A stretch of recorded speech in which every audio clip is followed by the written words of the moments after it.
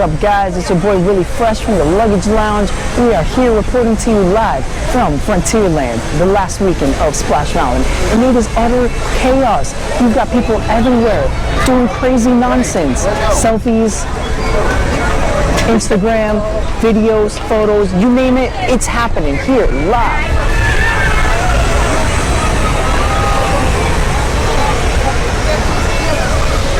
Excuse me, ma'am. What is your experience? I'm not doing that. She doesn't want to do it. She's embarrassed. It's been a long day of splashing, mountaining. And not waiting. All right, guys, I gotta be honest with you. The weather is gloomy today, and it is very fitting of the mood. We are here the last weekend in Splash Mountain. Times, not very happy either. Look at this. 2-hour wait. Ridiculous. As the night goes on, I'm sure it's only going to get longer. The real question is it worth the wait?